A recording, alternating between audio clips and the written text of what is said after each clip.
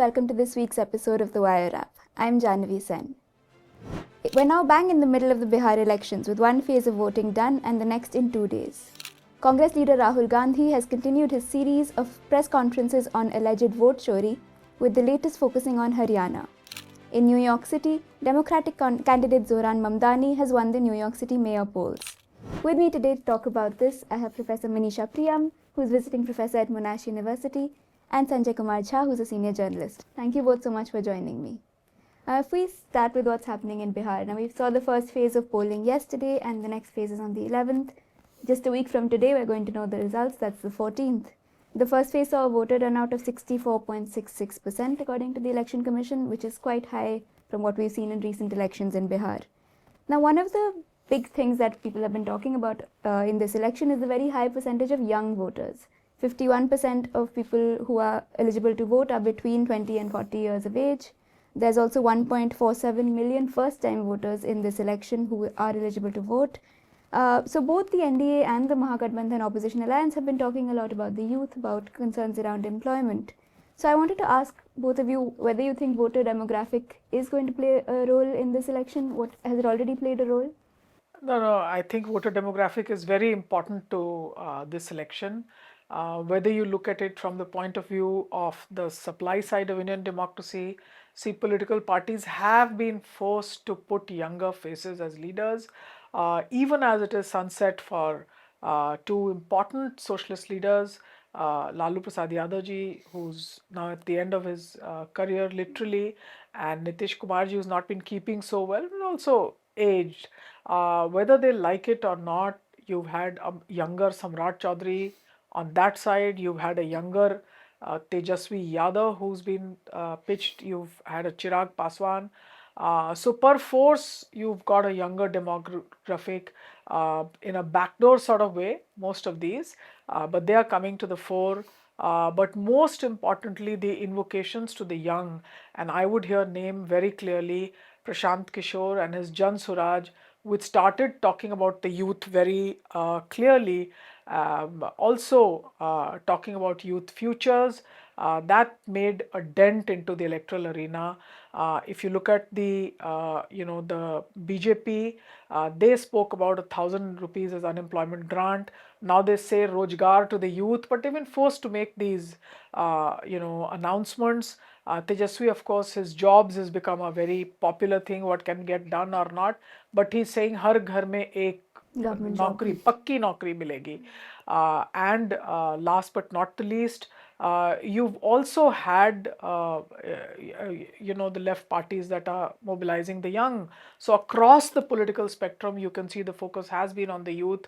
But the fact is that the youth aspirations in Bihar clearly for the younger demographics. Remember, youth is a larger age band, of which the really young are the people with dreams and aspirations. I want to study, I want to take selfies, make films, I want to go somewhere, and this world is an inviting place for me and my aspirations. That demographic looks for a pakki naukri.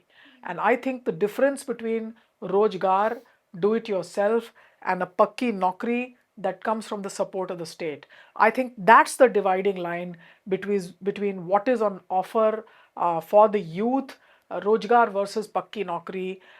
The youth themselves are, their fathers are tilling the soil, their mothers are tilling the soil and caring for home without money. But the youth are all in low-cost coaching, trying their luck with some kind of bharti. It's become like an educational lottery where just do anyhow education and get into a Pakki Naukri. I think that's where the youth are. And yes, they will make a difference to this election. Would you agree with that? Yeah, there is no question of disagreement. But if youth are going to play an important role, there will be other implications on this election, like the caste factor will be diluted because the primary concern of the youth is jobs. They also give a lot of importance to constructive discourse. What the Prime Minister is doing is insulting the wisdom of Bihar. That is not going to be digested by the youth. The Prime Minister is saying that the youth is making money out of reels. Now, this is unfortunate. This is an assault on Bihari intellect that the Prime Minister is saying, and I hope the youth will understand this.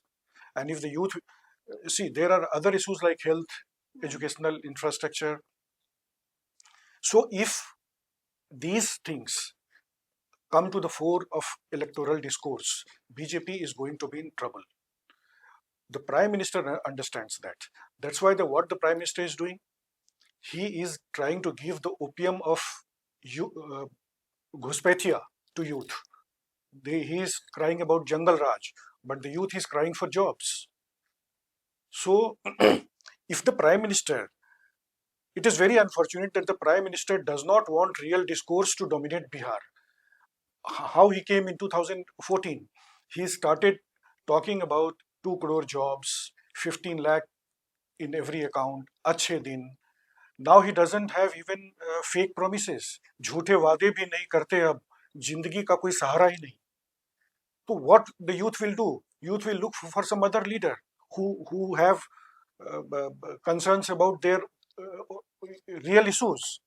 So if the youth are indeed going to play, and the reports are suggesting that all the eligible voters 18 plus, they have not been added in the SIR exercise. That's another concern. If all of them would have been added, youth would have played a much bigger role in this election. But whatever, if youth really decide the fate of this election, Bihar is in for a change. And I mean, you mentioned the Jungle Raj discourse. We had a very interesting report by one of our colleagues who's traveling in Bihar, Kunal Purohit, who said that actually because politicians were bringing this up, the young people were going and Googling what this means, because it was much before this time, this period that is being referred to, that they should be afraid of. But I want to go back to what you said about perhaps this affecting the way caste lines are drawn in elections. We've been hearing that this rhetoric has been very common, not in this election specifically, but always, that Bihar votes on caste. So I want to ask both of you, is it really different the way Bihar votes from other states in India? And then will the youth demographic change that, Professor Priyam? So I don't know what other states do as deeply as I know Bihar. One important reason why you see or why you hear always that Bihar votes on caste is the fact that we are largely a rural society. In rural society, there are no non-caste habitations. You live in a caste group. Marriages, your family rituals, your relatives, this is the mainstay of how you live. Rural society is not a housing complex of people buying apartments and living a casteless life. So how does rurality allow you to shed your caste tag? Very difficult. But I believe even more, there is something about this that the anti-caste or shed your caste movement is perhaps the oldest in Bihar. Around the JP movement, Jayaprakash Narayan himself never took his caste name. Lalu Prasad Yadav for the longest time did not use his caste name. He was known as Lalu Prasad. Nitish Kumar does not use his caste name. Subodh Kant later became Sahai, was known as Subodh Kant. I mean, these are big political leaders. If you see, I use the name Manisha Priyam. My brother, my cousins use the surname Gautam. So the move towards castelessness, this Kant, that Narayan, all this move towards castelessness, very popular in Bihar. Still caste chases people. I'm someone who stepped out of the Bihari society maybe 40 years ago, and just the way you hear about youth Googling Jungle Raj, the moment I reach anywhere, forget Patna, forget this thing, even if I reach Purvanchal anywhere, people are trying to Google up who my father was or what caste I belong to. And suddenly by the end of a working professional day, I have caste men lining up and saying, oh, we are your caste. So caste is a way of network building. Caste is a way of living in rural society, that I could understand. But caste is a way of network building. As much as it is for the forward caste, I now see on social media, for example, Kushwaha groups are very active, Patel groups are very active. These are caste groups. In Tamil Nadu, for example, I similarly see that youth for social justice groups, and there are Brahmin groups, etc. So social media has given a new life to caste amongst the youth. Youth who want to study and work for jobs and realize their aspirations still want to leave their caste tags behind, but those who are going to stay on will have to perforce adopt caste.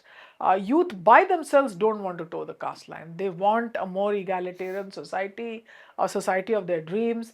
I think by the time they get to their 30s, we start boxing them back. Oh, come on, this is the line, stand in the queue here, and you belong to this caste or that, this phylum or that.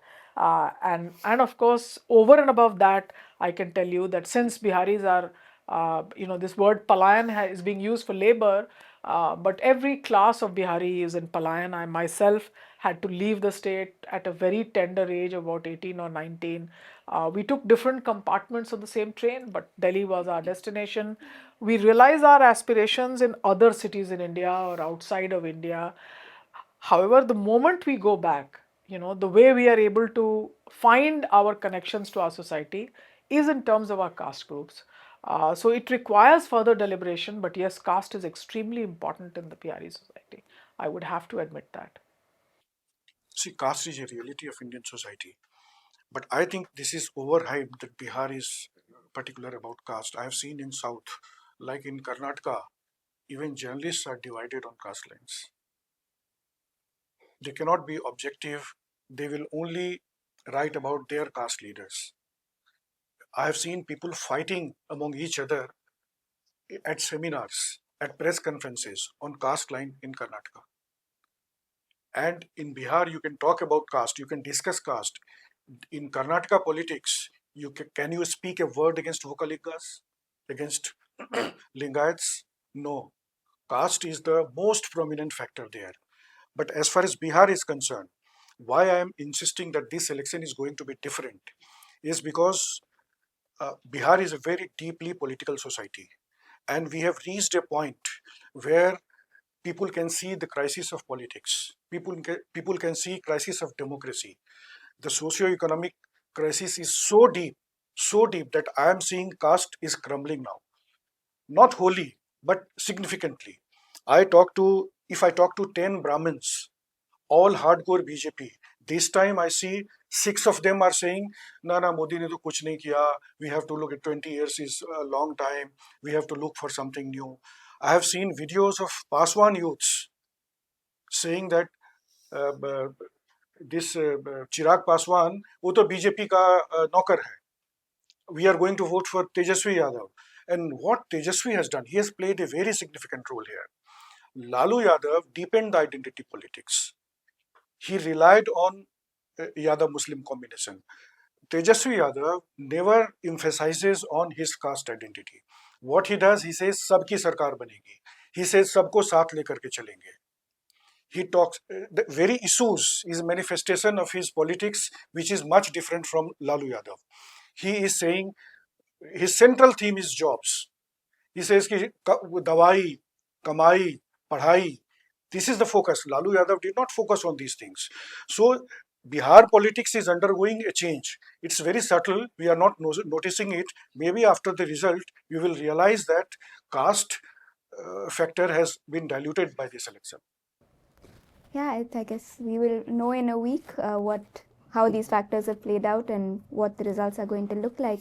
But if I were to move on to the second thing I wanted to talk about, which was that 2 days ago, Congress leader Rahul Gandhi held another press conference. This time he focused on Haryana.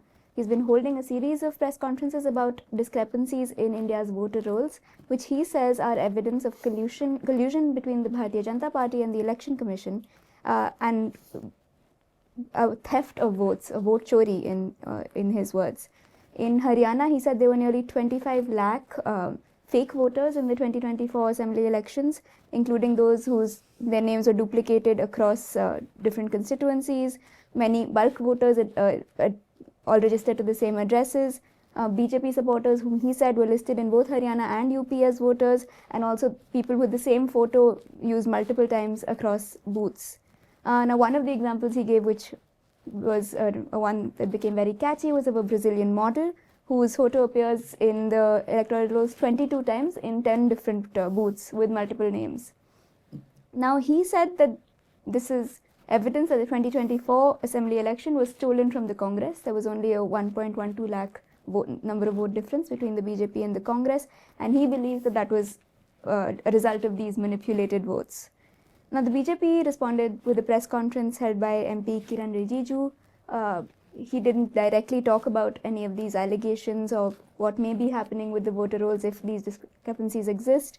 He tried to discredit Gandhi by saying that he likes to travel abroad when there are important political things happening in the country, and also said that this was a way of wasting people's time and he should focus on more serious issues.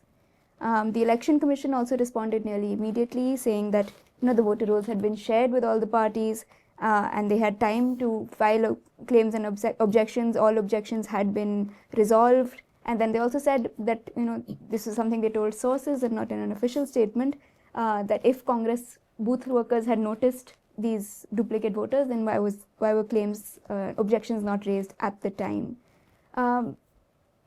Sanjay Ji, if I were to start with you, what were your main takeaways from this presentation that he made?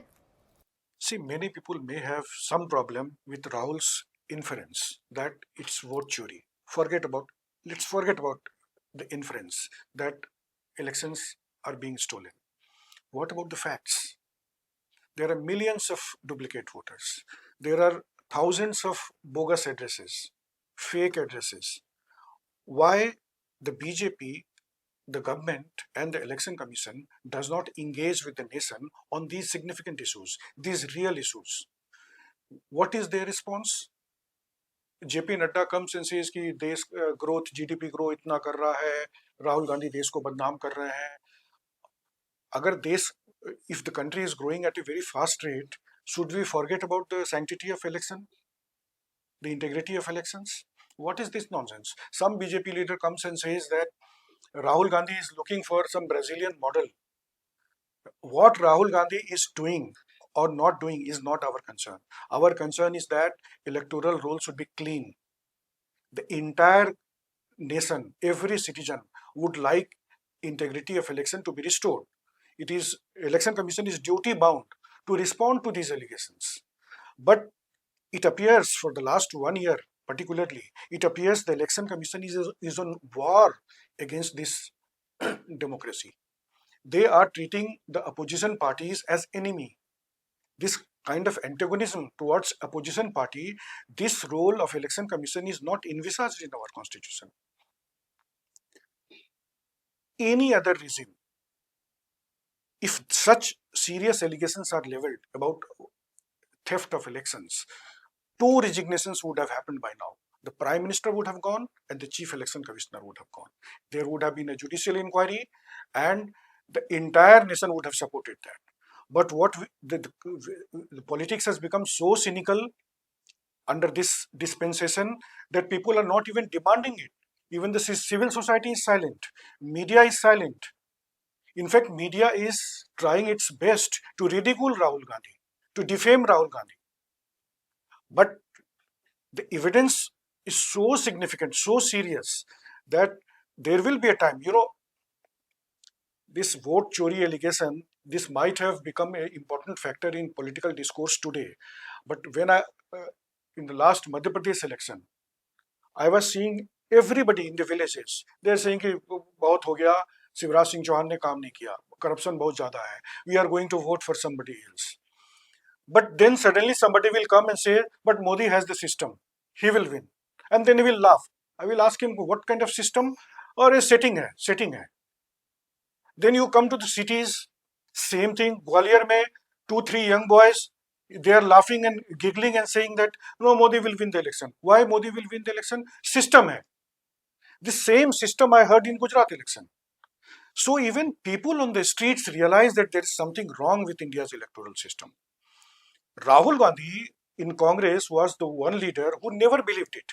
When I know people who were very angry with Rahul Gandhi, they used to come and tell Rahul Gandhi that vote chori ho gaya. They are manipulating elections. Rahul Gandhi will say no, nothing.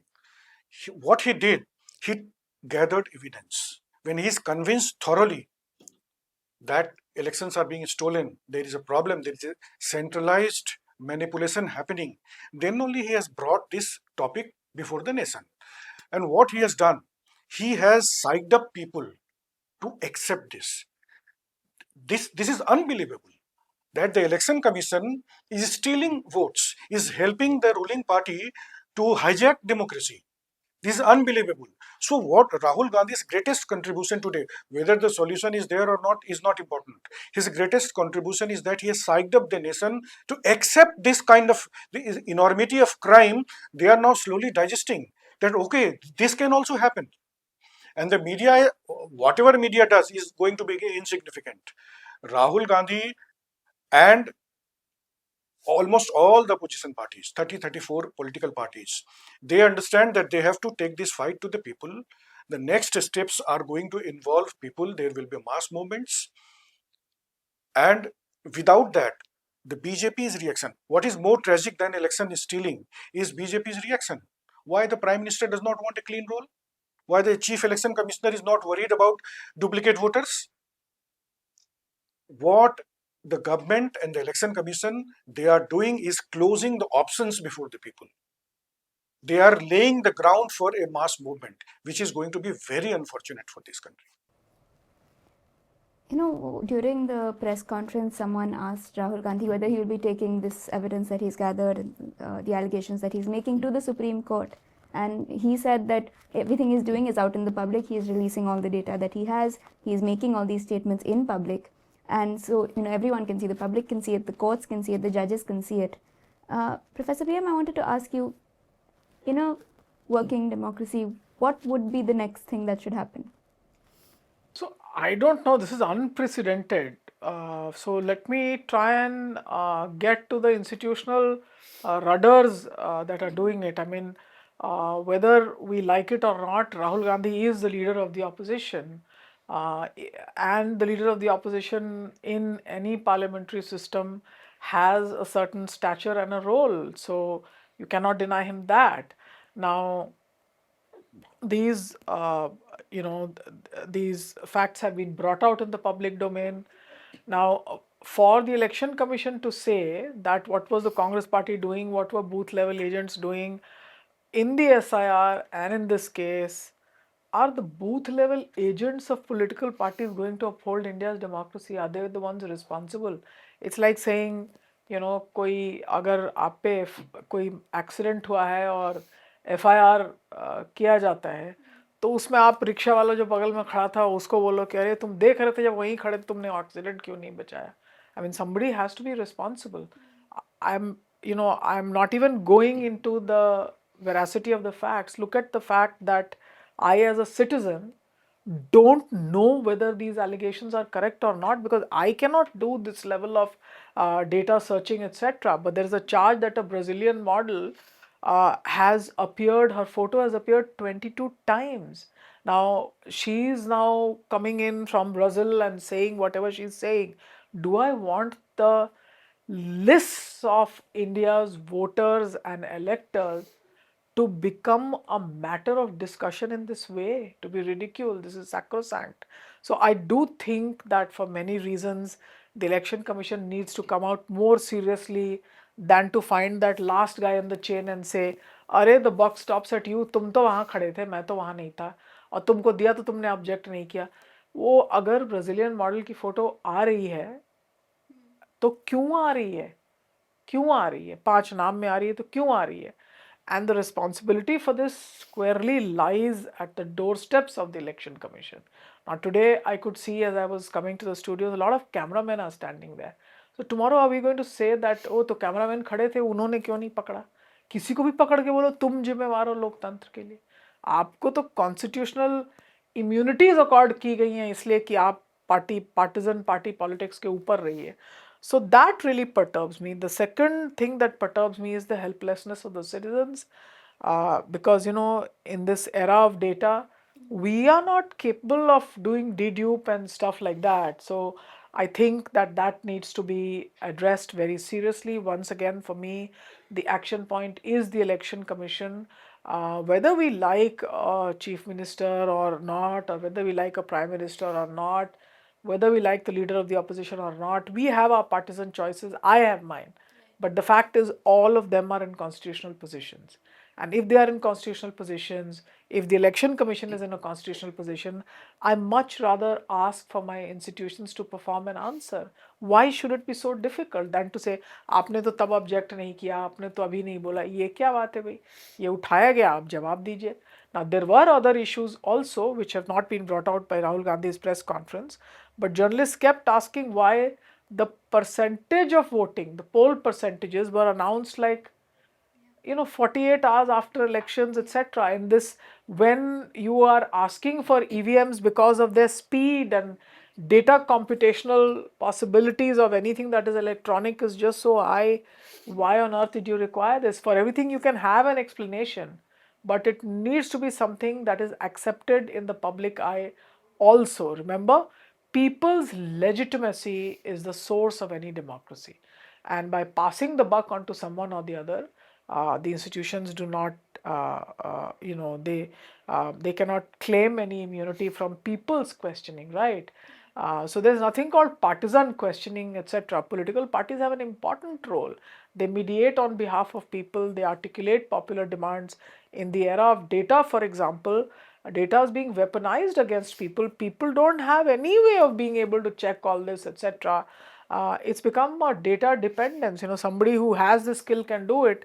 I don't understand it and don't know it. I can't use dedupe, for example. These duplications and all are very easy to be figured out. I mean, look at the way your airports are functioning. You now go even phoneless, not just paperless. You just scan in and you go in, etc. In this era, to be dealing with this, I don't think that's justified. And for me, the Election Commission does remain responsible to answer these questions, in my understanding. Jahnavi, I want to say something. You asked about the role of Supreme Court, why the Congress party is not moving the Supreme Court. That is the biggest question. Supreme Court has become part of the problem, unfortunately. What Rahul Gandhi said after 2019 result is very important here. Addressing the Congress Parliamentary Party, he said that we are fighting, for the first time, he said that we are fighting the might of the Indian state. He has repeated this after that period several times. But when he says that might of the Indian state, he means judiciary, he means media, he means executive, he means election commission. If election commission is today in such a miserable condition, that is also a reflection on the judiciary. Supreme Court decided that the selection process will include the leader of opposition, Supreme Chief Justice of India, and the Prime Minister. And the government changes that rule, overrules Supreme Court order, and removes Chief Justice of India. That creates suspicion. That deepens suspicion. Punjab and Haryana High Court gives an order that you have to give the video recording. Then the rules are changed. That deepens suspicion. So, as he said, as citizens, we are helpless. The citizens are watching these things. That when there is a scope of deeper examination, the rules are changed. That is what the problem is. And Congress party consistently saying that we are not going to move the Supreme Court. Why? Because there was enough evidence in Rafale.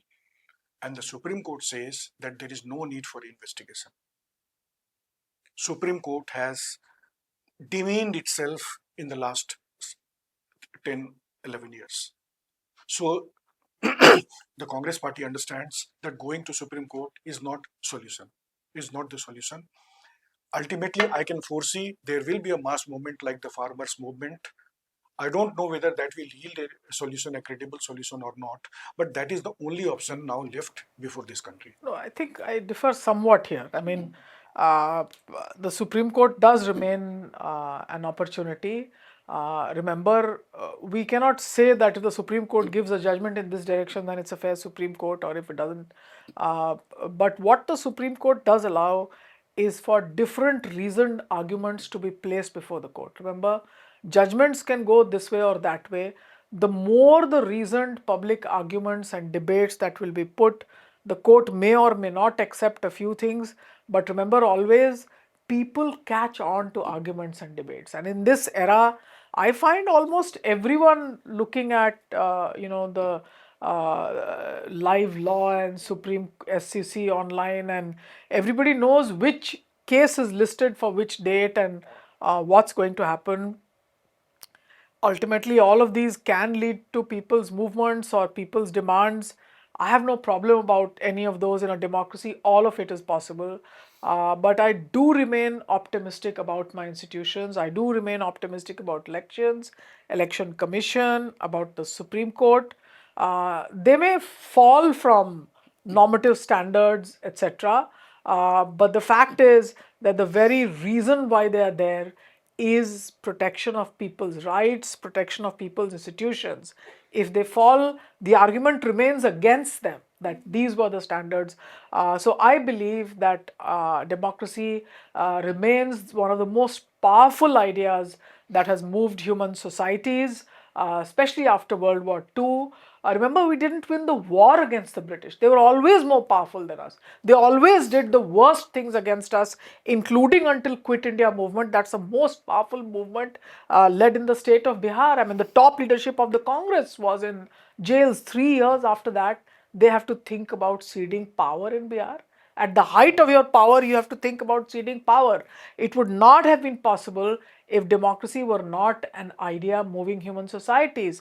Now, the second part that I want to talk to you about is that when we see these things, remember always, a lot of these discussions happens in chowk, chauraha, gully, nukkad, rural societies, and therefore institutions also need to be told that you are being watched, you are being discussed, and people's hopes and aspirations are in you, in your institutions. So democracy remains that yardstick by which all these institutions are measured up.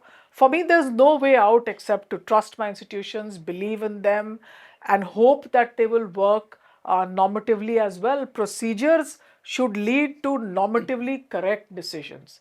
If I lose hope, then what am I asking for? I have to continually argue in the arena of the courts. Even in the worst case scenario, we might lose some, but we may not lose all. That's how I look at it. I mean, ultimately, when people went to the Supreme Court in the SIR case, I mean, what the people felt they were arguing for, that the SIR should be stopped, it's not a good thing, that the court did not concede to. For some reason, the court insisted that, Aadhaar card be included, etc. There may have been many wrongs, but the direction of closure was that the Supreme Court also ended up insisting to the Election Commission that expand the way in which you incorporate people. Now, the point where the Supreme Court tailed off in not stopping the SIR in the dramatic way in which we had hoped, or citizens who had gone to the court had hoped, that may not have happened. But at the end of the exercise, we do have figures and numbers, and which is that the electorate of Bihar has shrunk by 6%.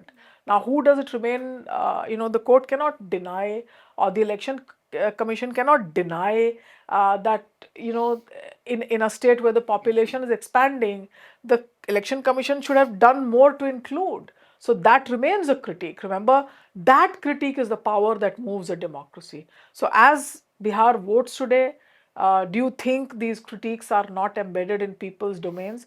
Yes, of course they are. And I can tell you, and I think as a citizen, I have every right to discuss this. I'm born to emergency. And I have seen that very poor and ordinary people discussed the might of the state even then.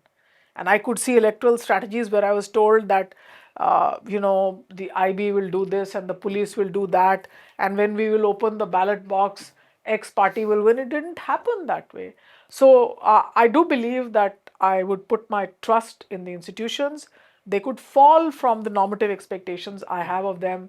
I still have a power of critique. I still have a power of reasoned argument, which is why we make it to this table. And we'll continue to push the needle on the normative values of democracy being upheld. Otherwise, where's the hope? Yeah. I fully agree with her that we should be optimistic about institutions. What creates cynicism here is important. Supreme Court's own conduct, judges' own conduct creates cynicism. SIR, great institution like Supreme Court, it took 5 hearings to drum into the election commission one simple message that you should consider Aadhaar. The Supreme Court is advertising its helplessness. What will the citizens think? This Supreme Court sets up a high level committee a committee of policemen to judge the language of a professor? That whether his critique or his social media post is right or wrong? Is this the job of a Supreme Court to ask policemen to judge the language of a professor? The Supreme Court, if there is an error of judgment, people can understand that. But the Chief Justice of India gets embroiled in a very unseemly case involving a girl, and then he passes some judgment, and then he accepts the Rajya Sabha offer of parliament. This kind of mess creates deep cynicism. You cannot blame the citizens, you blame the Supreme Court for this kind of a crisis. I would like to say that, this kind of cynicism, if you ask the ordinary citizen, they have always believed the Thana does not respond to them. There'll be a rape. The first port of call should be the Thana. No FIR lodged. Look at how the district courts work. I mean, I was in Bihar and discussing the Chapra elections, which remain very close to my heart. And there is an accused. The Bahubalis, of course, those who've made it to the social media like Anand Singh are much discussed. But this election has been scary in terms of the legitimacy and open door policy of political parties towards Bahubalis. One of such is Prabhunath Singh, who's serving a life term for charges that he's convicted of. And one of the senior IS officers who did not wish to disclose himself, he said he was in, I think, Commissioner Chapra or one of these posts, I don't remember. He said that he told Prabhunath Singh that you're likely to be arrested, and he said, "You try and arrest me, tomorrow I will go to the court and I will." So look at the life of a district court. How many times has a district court upheld citizens' rights? I mean, a large part of India's citizenry actually lives their daily lives hoping, oh, I hope I never have to get to a thana. Oh, the court is not somewhere I can get to. I can give you more examples. And the Gandaman tragedy, the midday meal tragedy in 2013 that happened in the same region, the Chapra region that I'm talking to you about, children died simply because they were attending school and eating a state mandated midday meal. So they were obeying the state, and their midday meal, which consisted of rice and buddy, that was mixed with some kind of insecticide or poison. Now children die in that village. JCBs that build the super roads in Bihar, they carry the children out from there. Buses take them to Patna hospitals. The summary of that story is I met an old Dadima whose grandson was taken to a hospital in Patna. The son and the daughter-in-law were Palayan Mazdoor somewhere in the great labor market of India's metropolis. The grandmother, the moment she saw a bus on the highway, she would run and ask the people, "Have you got news of my grandson in Patna? Is he in the hospital in Patna?" So tell me, what hope have they lived by? What upper class of the Titanic am I in that I have large hopes? I have large hopes only of the fact that I want these institutions to perform. If I say let go, so I much rather hold them by a critique. That critique can be of this judgment or that judgment, and it should be, but that critique also can be of the fact that this is how large parts of the citizenry, which is why the hope on politics amongst people and poor people is so much.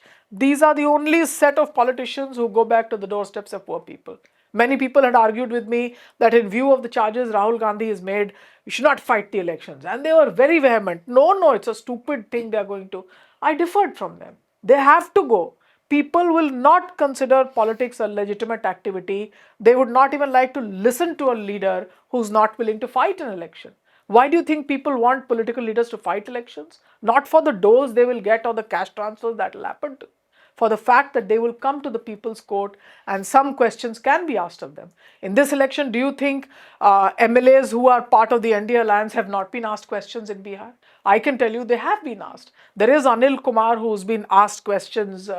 He's a part of the alliance group. He's been asked questions. There are other leaders also of the ruling party who've been asked questions.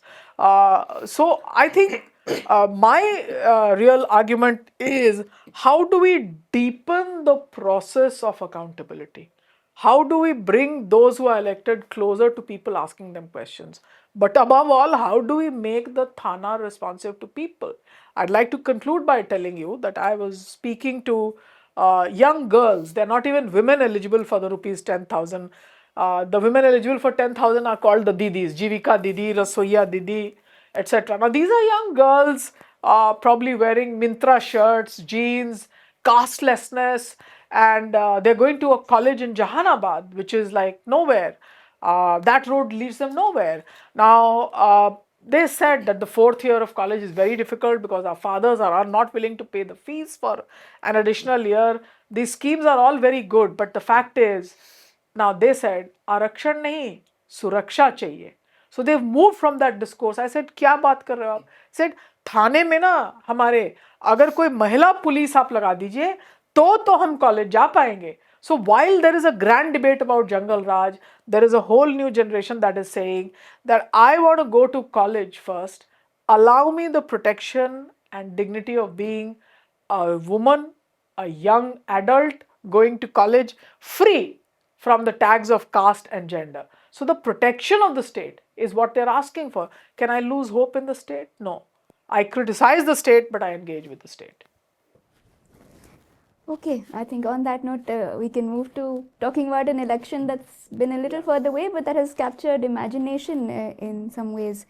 Democratic Party candidate Zohran Mamdani has been elected the new mayor of New York City. He defeated Andrew Cuomo, whom he had also defeated in the Democratic primaries.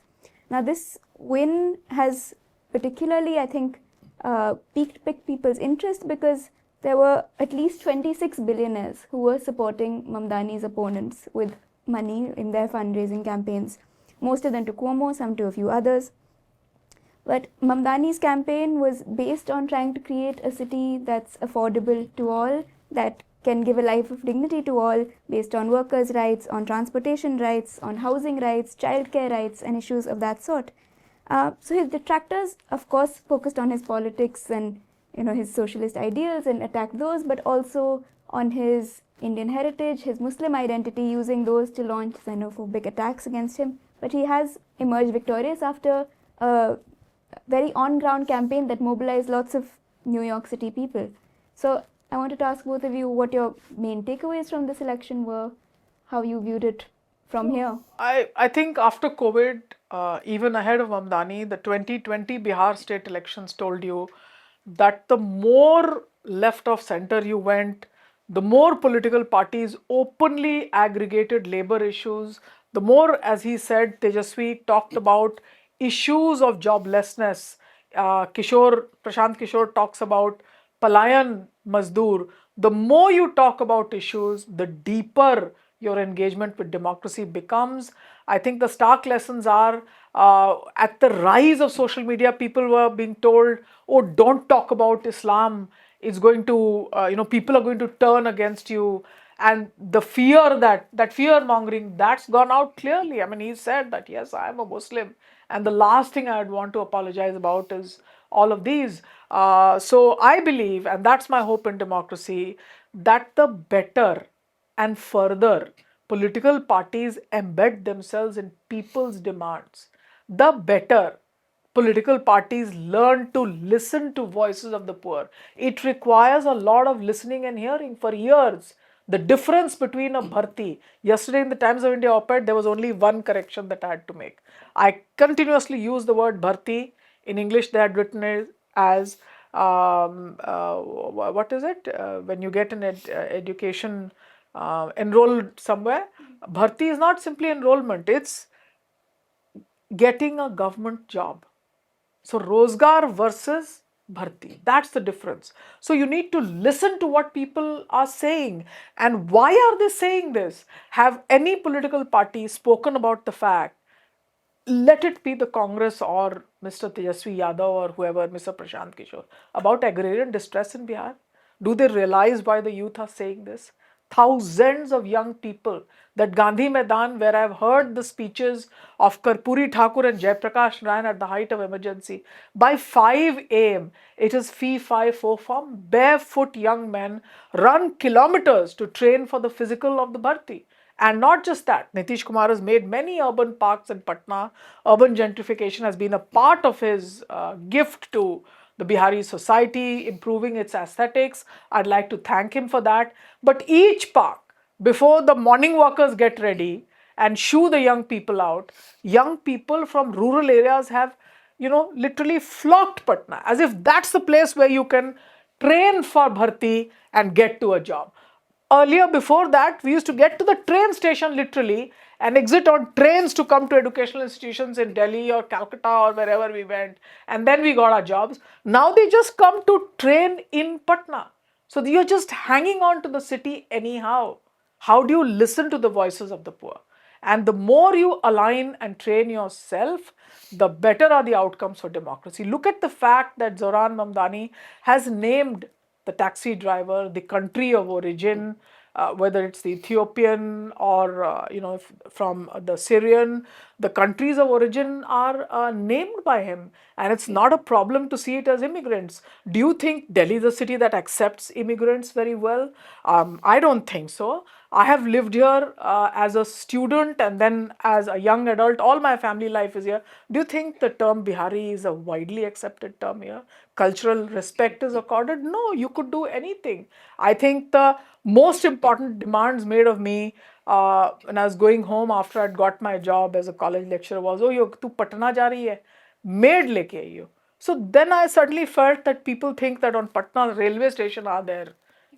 So most people who call me today say, what do you think of the Bihar election? Even before I ready up to answer a question, they'll say, oh, my driver said this, my maid said this. So that's who we are. I today, just like I accept caste as a principle of Bihari society, and I'm not apologetic about it. I'm not apologetic about the fact that we are poor people. I'm not apologetic about the fact that I accept I am a Bihari. I'm not apologetic about the fact that unless my society and my people understand what I say, I am not an academic. Everybody has to be an organic intellectual. Is my critique of the institution, is my critique of democracy making sense to what is the social condition and social knowledge of the ordinary? They are talking sans theory. They are doing things that I have not been able to do.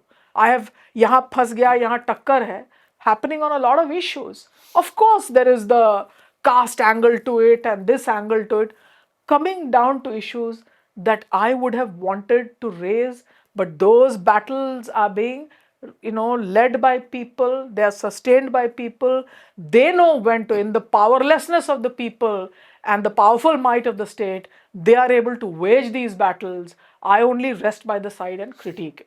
So that's what it is. And I think Zohran Mamdani has put criticism to the center stage of democracy. He's put the marginalized to the center stage of democracy. It's not kosher to show off that I have so much money and that I can build these buildings and to really scare poor people for their ordinariness. Now today poor people can stand up and say, okay, I don't have all of this, but I have the vote, I have politics, I have democracy.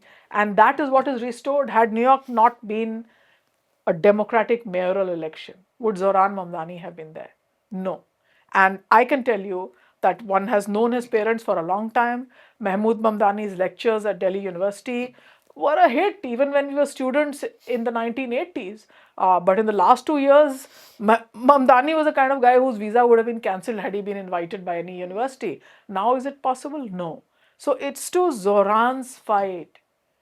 It's to the cab drivers of New York and not to the Wilsons and 1945s that we will owe a new moment of democracy.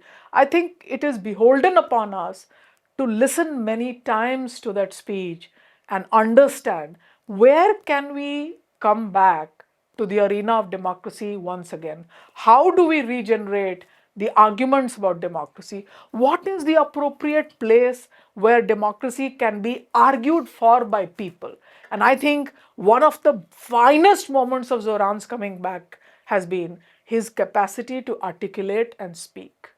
And I think when Plato and Aristotle, more than that, was talking about democracy, Aristotle was distinguishing the man from the animal and saying the rational and the reasoned is put in language. And I think those ordinary principles of reasoned debate are coming back to the center stage of democracy. The reasoned debate that is raised by ordinary people at the margins, it's always felt, oh, democracy should do something for them. Oh, they are lending you democracy. So in Bihar also, we are asking the poorest of the world to bring back democracy to us. The rich are exhausted and tired of living their lives. It's difficult for the rich to live, isn't it? The poor should bring it back to us. Sanjay ji, your main takeaways from... Yes. Apart from what she said, I fully agree with her.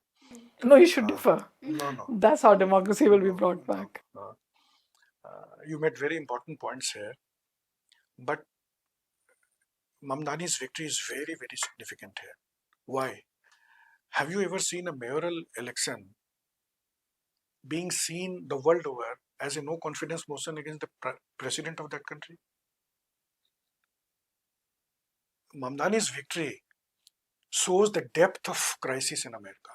How frustrated, how dismayed people of America are with the disruptive politics and economics of Donald Trump.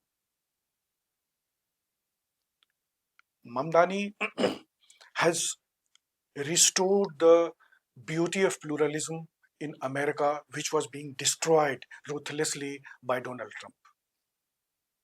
His pleasant, smiling handshakes are an symbolic antidote to the bulldozer crudity what we see in India. He has given a message to the entire world how politics should be done. We don't have to learn from Mamdani. We had Gandhi and Nehru.